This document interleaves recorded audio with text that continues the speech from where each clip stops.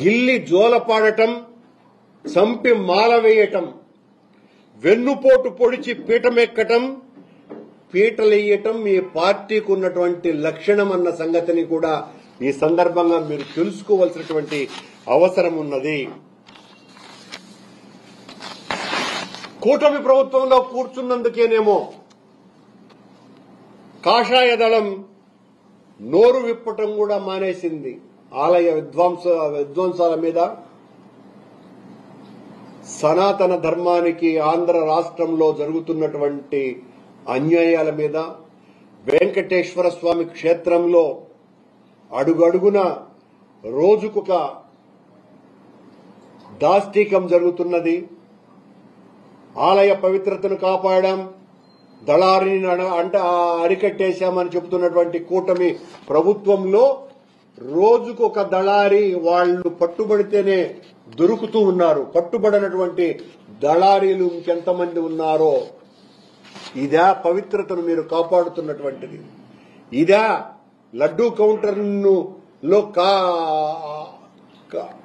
కాలిపోతే ఇది ఆలయ పరిరక్షణ? ఇది పవిత్రతను కాపాడటమా?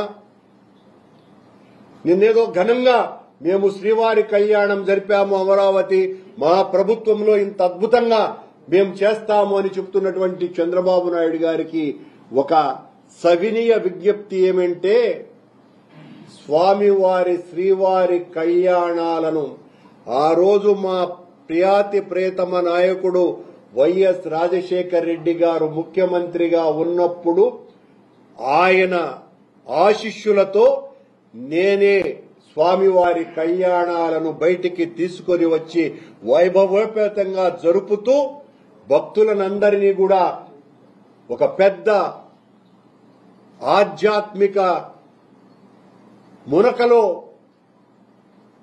వేసేటట్టుగా చెయ్యాలి అన్నటువంటి ఆలోచన రాజశేఖర్ రెడ్డి గారు ప్రభుత్వంలో తీసుకున్నటువంటి నిర్ణయం చంద్రబాబు నాయుడు గారు మీరు అంగీకరించినా అంగీకరించకపోయినా 2004వ సంవత్సరం డిసెంబర్ నుంచే ఇది శ్రీవారి కళ్యాణాలను బయటికి తీసుకురావటం అన్నది జరిగింది. నేను బోర్డు మెంబర్గా ఉన్నప్పుడు నా ఆలోచనతో ఆ రోజు బోర్డులో చర్చించి మొట్టమొదట సూళ్లూరుపేట దళితవాడలో శ్రీవారి కళ్యాణాన్ని నిర్వహించి ఆ తర్వాత నేను చైర్మన్ అయిన తర్వాత కొన్ని పదుల చోట్ల ఈ శ్రీవారి కళ్యాణ వైభవాన్ని అత్యద్భుతంగా నిర్వహించినామన్న సంగతిని గుర్తు చేస్తున్నా.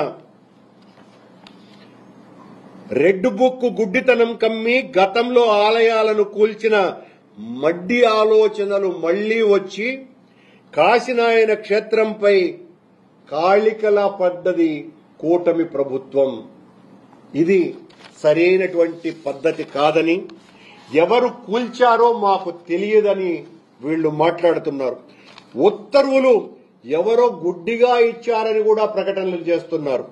మళ్ళా దానికి ఈయన దేవాదాయ శాఖ మంత్రి టైగర్ జోన్ లో ఉన్నది కనుక కూల్చినారని కూడా ప్రకటన ఇచ్చినారు. మళ్లీ ఎవరో గుడ్డిగా ఇచ్చినారని ప్రకటన చేసింది కూడా ప్రభుత్వమే. ఇది సమాధానం కాదు. మీకు తెలియకుండానే ఆశ్రమాలు కూలతాయా? ఆలయాలు నేలమట్టమవుతాయా? ప్రసాదంలో విషాలు కలుస్తాయా? కాషాయం క్రింద విషం చిమ్ముతున్నది మీరు కాదానని ప్రశ్నిస్తున్నాం. ఈ సందర్భంగా పార్టీ మీటింగులకు ప్రభుత్వ ఖర్చుతో గాలిలోకి ఎగిరే మీ హెలికాప్టర్ కు కాశీనాయన క్షేత్రంకు దారి మాత్రం కనపడటం లేదు. పవనానంద స్వామి, నేను నడుం బిగించా,